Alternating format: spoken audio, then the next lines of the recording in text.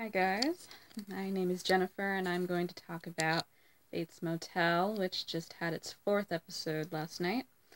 So, oof, that was a crazy episode. We're really starting, we've already started to see the tie-ins, but we're really getting even closer to the plot of the film Psycho.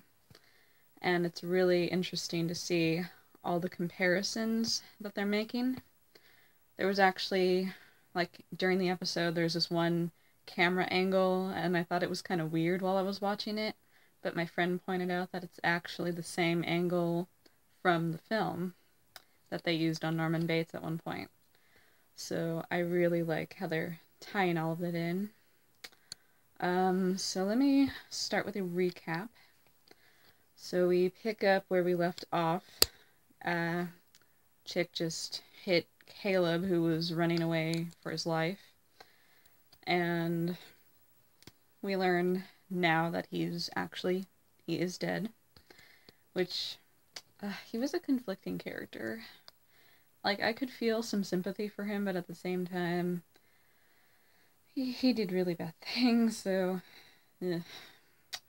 Anyway, so he's dead, and Norman and Psyche Norma run up, and this part kind of got me. I was watching her reaction, and she was crying, and I'm thinking, you were literally just trying to kill him a second ago. I think Norman's really... He gives Psyche Norma mixed emotions, so... That's what kind of makes it funny, in a way. Dark funny, if I may say. Okay, so yeah, Caleb's dead, and Norman actually wants to tell the police, but Chick's like, no, I'm the one who ran him over, so that's not gonna pan out too well. So Chick ends up giving him I call it like a Viking funeral. It's very similar. He puts him on a raft and he burns the body as he pushes it out into the water. So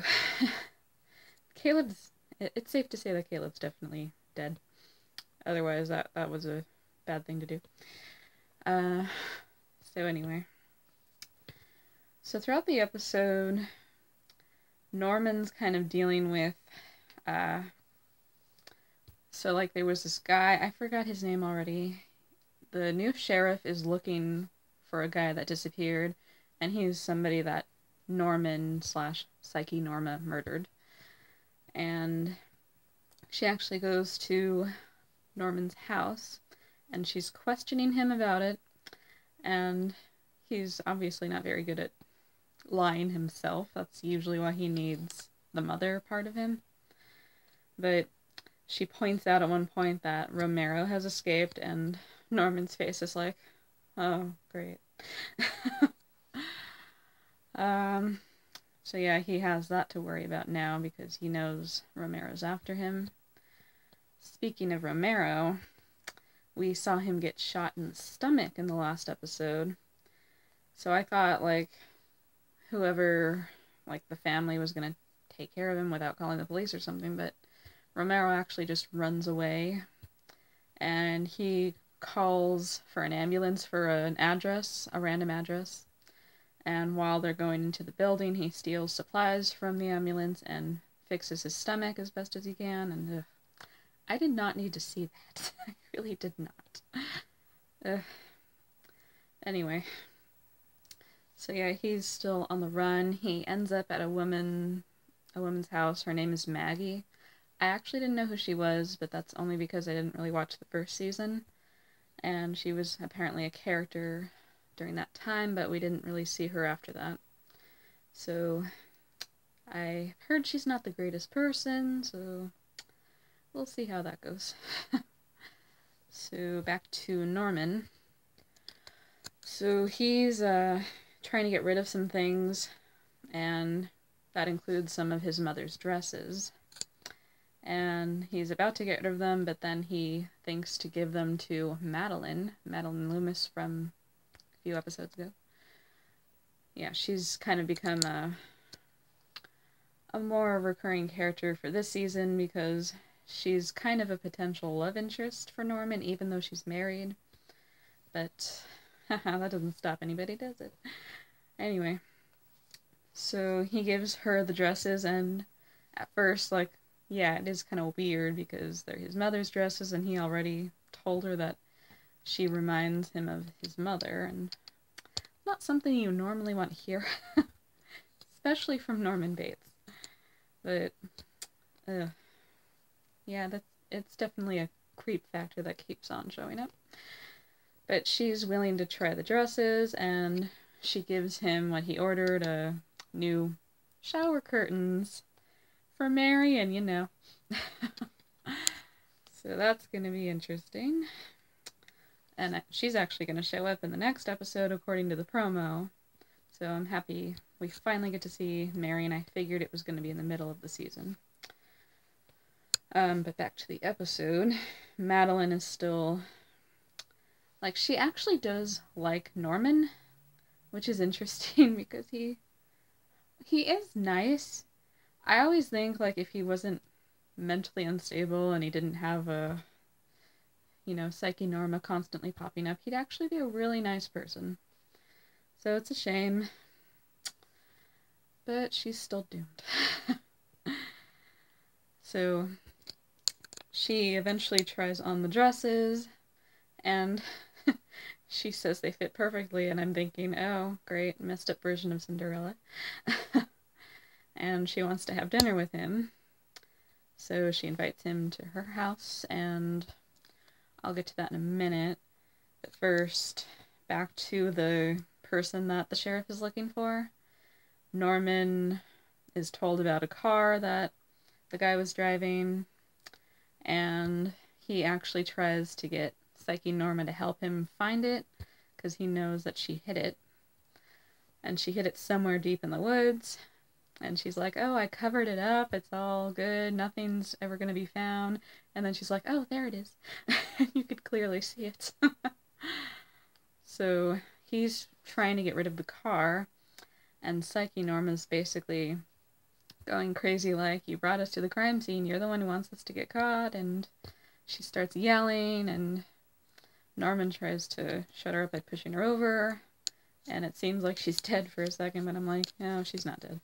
She's all in his mind. He's not getting rid of her. So, yeah, that scene's just basically like, you really can tell Norman, even he is having issues with having a mother in his head, which he was from the start, but he kind of accepted it after her death. So this is kind of the first time where he's struggling with the fact that he's made up this story, and Psyche Norma is communicating that. So, complicated relationship. So back to Norman and Madeline. So he goes to her house, and they're actually having a nice dinner. Everything's nice and calm. And I love this one line that she says, I wrote it down. Oh yeah. She asks, want to make a cake? Then we can watch a movie and eat cake. I really love that line. It's kind of like one of the cheesiest but most relatable pickup lines. But yeah, it's actually a cute scene, but then at the same time you're thinking, she's not gonna live, is she? And that's kind of made more relevant as she and Norman begin to make out, and things seem to be progressing, let's say. And at this moment, Norman sees Norma, and we suddenly see flashes of Madeline's death, and I'm thinking, okay, yep, no, she's dead. It turns out it was just in his mind. He was imagining killing her. It wasn't actually him killing her. So, realizing that he just thought this, he runs off, and Madeline's confused as to what just happened. I actually thought she was dead. I'm glad she's not. It's just, I'm worried that there's a chance she's going to be pretty soon. Especially if Marion's coming into the picture. I don't know if she's actually going to be around or not. But yeah, Norman freaks out, he runs out, and he's actually starting to question his own sanity in a way. It's not really him questioning it, but he can't find Norma when he returns to the house, and we can kind of see that his perfect life illusion is kind of fading a little bit from his eyes. And right at that moment, he's standing in the dining room kitchen, and his face, you see the change. He goes from Norman to Norma. It just, 1 second. So, I thought that was a great way to end the episode. We're seeing that it's starting to become even more uncontrollable with him. And we're really exploring how he deals with this life that he's created for himself. So it's really a question of how much longer is he really going to be able to play the charade in his head. And like I said, if Marion's coming in, that's definitely gonna start unraveling some serious problems with the way his life is. And it looks like in the next episode, he seems to have a realization that he sees Norma, and he's somewhat aware that it's not real. Maybe that's just a part of him. I don't know. Psychology is really a complicated science, and especially with Norman, it's just, there's a lot to dig into with him. So yeah, we did not see Dylan and Emma this episode. Norman and Chick, they had a little problem at one point because Norman didn't want him to live with him, which, that's understandable. That is the one time I can agree with Norman. But their friendship still kind of is there. And my friend and I are guessing that maybe Chick is writing Psycho, because he was actually writing something at some point, and kind of guessed that maybe from that he was looking into typewriters and he's doing this whole study on Norman, because he's aware that his mind's a little, well, you know. So it's actually interesting if that's the case, that he's actually writing the story. It'll be a really nice tie-in to everything, and it'll give Chick's character a little more importance with this storyline. So yeah, definitely a lot happening. I am excited for the next episode, especially seeing Marion come in, and we're finally kind of going to catch up with the movie, probably. So yeah, I'm going to leave it here. I hope you guys are watching. If not, I highly suggest it. Especially this season, it's really, really well done. A lot of work goes into the writing, and it's really brilliant. So yeah, I hope you guys are having a good day, and I will see you later. Bye!